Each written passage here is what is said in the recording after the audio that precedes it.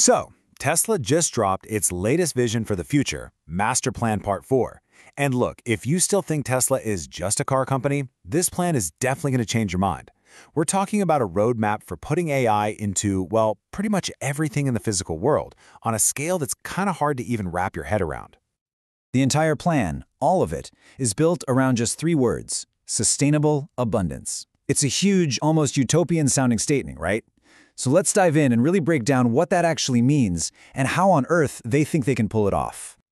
So what do they really mean by a world of abundance? This isn't just some catchy tagline. This is the North Star for their entire strategy from here on out. At its heart, sustainable abundance is all about bringing hardware and software together. The big idea is that if you merge AI-powered autonomy with really advanced manufacturing, you can move away from this old idea of scarcity and limits. The goal is a future of global prosperity, a world that's cleaner, safer, and just, better for everyone. But here's the thing. This vision didn't just pop up overnight. Not at all.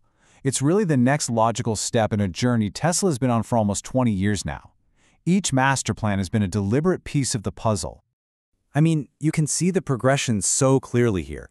It all started way back in 2006 with a simple but, at the time, totally radical idea: electrified transportation. Then, a decade later, it got bigger, integrating clean energy. Just last year, it was about scaling that up into a whole sustainable energy economy. And now, Part 4 takes the biggest leap of them all, weaving AI, robotics, and autonomy right into that foundation. To really get the scale of this ambition, we got to look at the philosophies that are driving it. And these are more than just business goals. They're like fundamental beliefs about what technology and people are capable of. Okay, the first big one really challenges this old idea of a zero-sum game. The notion that for me to win, you have to lose.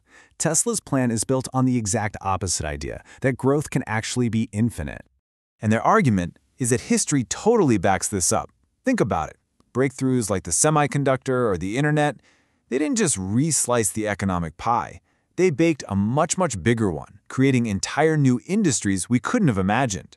The core belief is that tech is a force for creating more, not fighting over what we have. And that leads right into the second principle, that the real point of innovation is to remove constraints. It's all about pushing past what we think is possible and totally redefining the limits. And honestly, they use their own history as Exhibit A. It wasn't that long ago that the idea of cheap, mass-produced batteries for electric cars was seen as a total fantasy, a fool's errand, but innovation broke through that wall, and it's completely changed the game for transportation. This next principle is all about being practical. This isn't just technology for the sake of cool tech. It's about solving real, tangible problems by making things more efficient, more sustainable, and cheaper for everybody. You can see this perfectly in how their own manufacturing has evolved. The early days in Fremont involved this traditional four-step process, but by the time they built the Gigafactory in Shanghai, they had figured out how to integrate all those steps into one single streamlined flow. That's a real-world result of applying this principle of constant improvement. And these last two principles really tie it all together. First, the idea that autonomy has to benefit everyone, all of humanity. And second, that giving more people access to technology is what really drives growth. The whole point is to make this stuff so affordable and available that it can genuinely raise the quality of life for billions of people. All right, so with that philosophy as the foundation, what are the actual tools they're building to make this whole world of abundance thing happen?